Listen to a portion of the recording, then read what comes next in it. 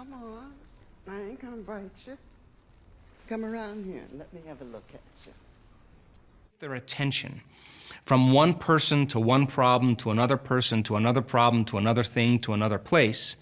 Each one of those elements has a neurological network in the brain, and the arousal of those chemicals then begin to cause those different circuits as you shift your attention to begin to become highly activated. And now the brain is functioning in a very incoherent state. And the arousal of those chemicals drives the brain into a very, very highly analytical, over-focused state. Think about it.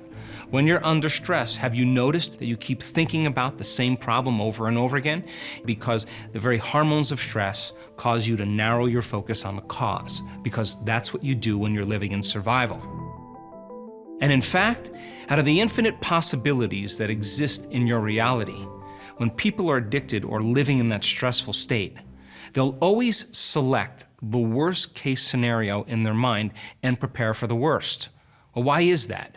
Because in survival, if you prepare for the worst, anything less that happens, you have a better chance of surviving. So people spend the majority of their life preparing for the worst thing that could happen to them when they're living in the stressful state. And it turns out that 70% of the time, most people are living in survival.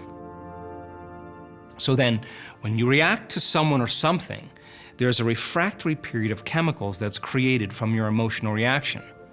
And if you don't know how to regulate or stop that emotional reaction, and you keep that same reaction lingering for hours or days, that's called a mood. If you keep that same refractory period going for weeks to months on end, that's called a temperament. If you keep that same emotional reaction going on for years on end, that's called the personality trait. And most people's personalities then are defined by experiences from the past. So now that you understand that stress is when the brain and body are knocked out of balance, and you understand that the hormones of stress push the genetic buttons and create disease, it begs the question, is there anyone or anything truly worth living in that state? So then, if people are living in chronic stress, and they're drawing from this invisible field of energy surrounding their body, and they're mobilizing that vital life force to make chemistry, and the field around their body is shrinking, and they're feeling more like matter and less like energy, more like particle and less like wave, and they feel separate or disconnected from everyone and everything in their life. Well, when you're matter trying to change matter, we tend to force outcomes, control outcomes, try to predict outcomes, and there's only a certain number of resources that we have when we're matter trying to change matter. We'll compete, we'll fight for it, we'll manipulate, we'll try harder, we'll hope, we'll wish, because we're experiencing separation. And yes, you may accomplish your dreams, but if you're matter trying to change matter and all of your attention is on your body, the environment, and time, then everything you create in your life will take time.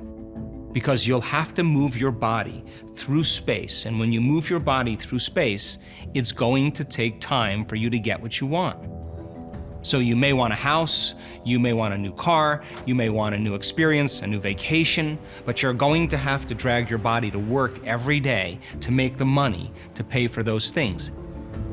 And yes, you may arrive at your goals, but you may have to work harder, and it may take some time to get it.